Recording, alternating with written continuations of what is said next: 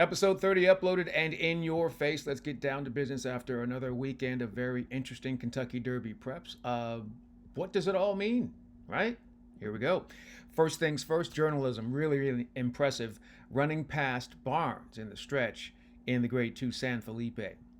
So Barnes is interesting, right? A lot of people had high hopes for this horse. He went 2 turns for the first time. Did pretty good job, got to the lead, seemed pretty comfortable, was moving along easily, and did have horse in the stretch. Journalism was just better. I didn't think the horse would be able to do what he did coming off of the layoff for Michael McCarthy, but Michael McCarthy did a great job with this horse. And maybe like giving these horses a break in the middle or maybe at the beginning of the prep season will prove to be really, really beneficial down the line. You won't have a horse that's already peaked or it's kind of tired before you get to the Kentucky Derby.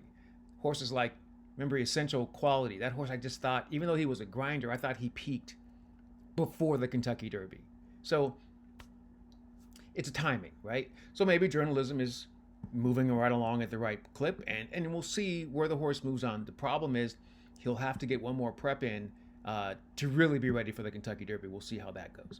All right, let's go to Florida. Really impressive performance. Sovereignty able to run down River Thames in the Grade 2 Fountain of Youth. Burnham Square, no excuses, just not good enough. Talk about what to do with that horse later. But Sovereignty, great job there from a Hall of Fame trainer in Bill Mott, who's been doing this for a long time. Getting horses ready to go, coming back off of that break.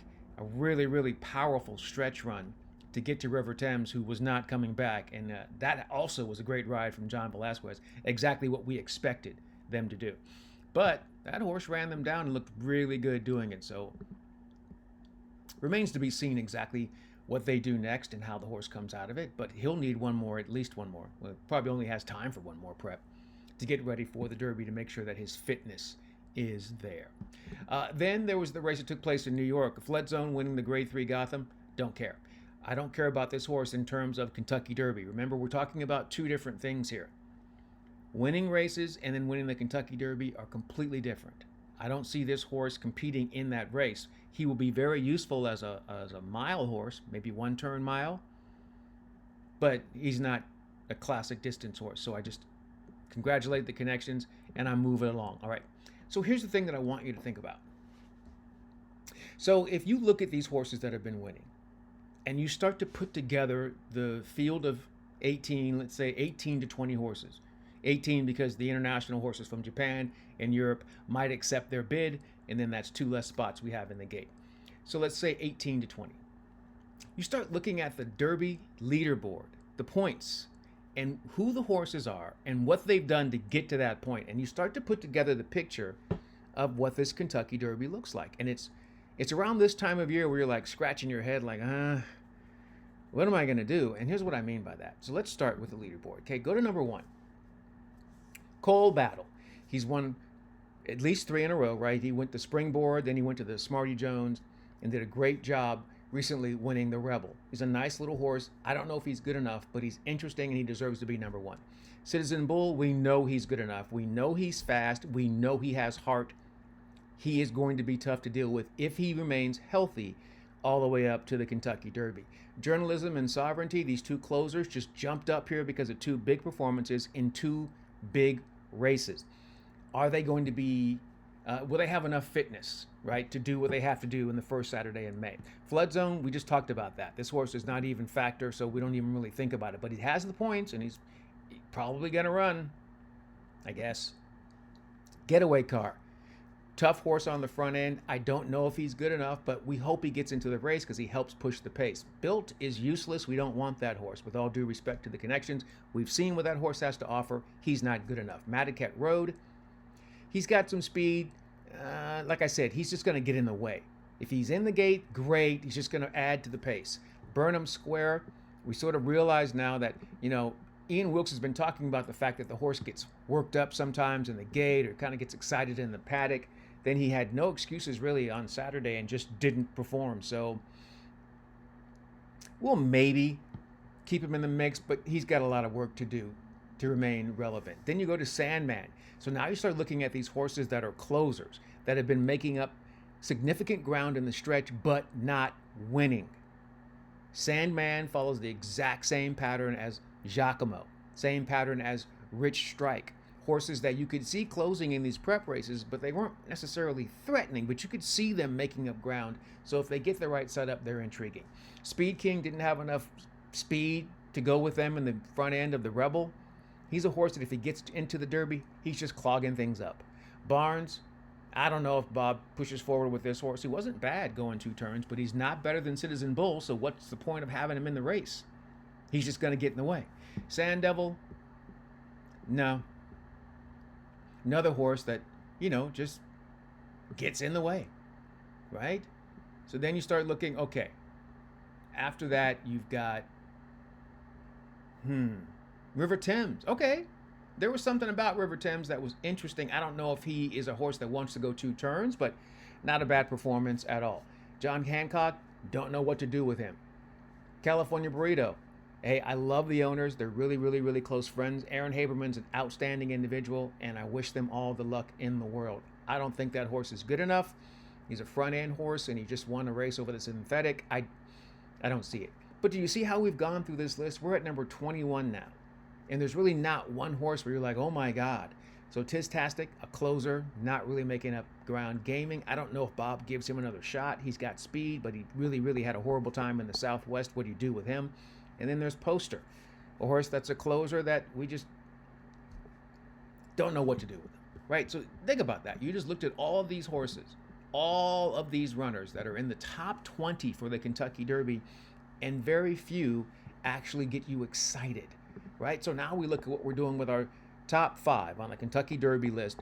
Citizen Bull remains at the top of the list because we have seen what he can do, and it's good enough to win the race. Journalism and Sovereignty jump into the top 5 because Barnes, I don't know if he should stay there, and Burnham Square, I don't think he belongs there. So now you have other closers in the form of Disco Time, who we haven't seen run for a while. Hopefully we'll see him coming up in the Louisiana Derby. And Publisher. Publisher is a horse that falls into that category of Giacomo and Rich Strike. They're making up ground. They're closers who you can see have a really nice turn of foot, but for whatever reason, they haven't been able to get the money. But if you know anything about the way this race plays, those horses, or that type of horse, just needs a setup. And I don't know if we're going to get that this year, meaning a couple of horses, you need 3 or 4 to push the pace. And then hopefully your horse is ready to go and gets the trip and yada, yada, yada. You get everything there. But that's a good look at our top 5, and we'll see how it changes with another Kentucky Derby prep race coming up in the form of the Tampa Bay Derby. Something else took place this weekend, and it was the official end, or close, or culmination of award season. Award season and horse racing season, those things all kind of go hand in hand.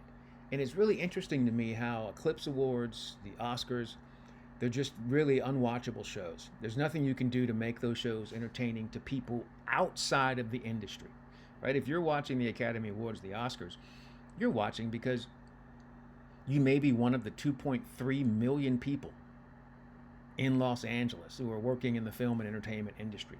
And what I mean, that's people who are doing the lighting and the sound design, the wardrobe, costuming, makeup, production assistants, runners. There's so many different jobs. And so it's an industry that supports a lot of people. So I can see why those people might want to watch the show. Same with horse racing, right? There are 1.5 million people employed in the United States in horse racing. That's a lot of jobs. Those are the folks who would watch the Eclipse Awards, right?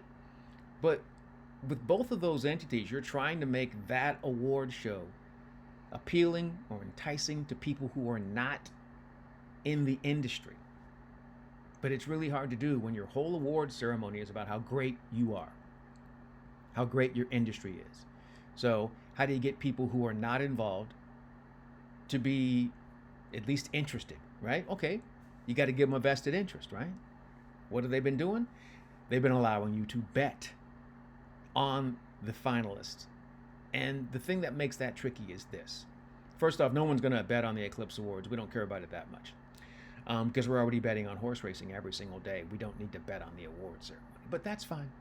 But it can help Hollywood if we can bet on who's going to win Best Actor, Best Actress, Best Film, etc., etc., etc. But here's the problem. If you want, it's not that hard for me as a person who I'm not employed by anyone in the NFL. Not that hard for me to study to play fantasy football every week.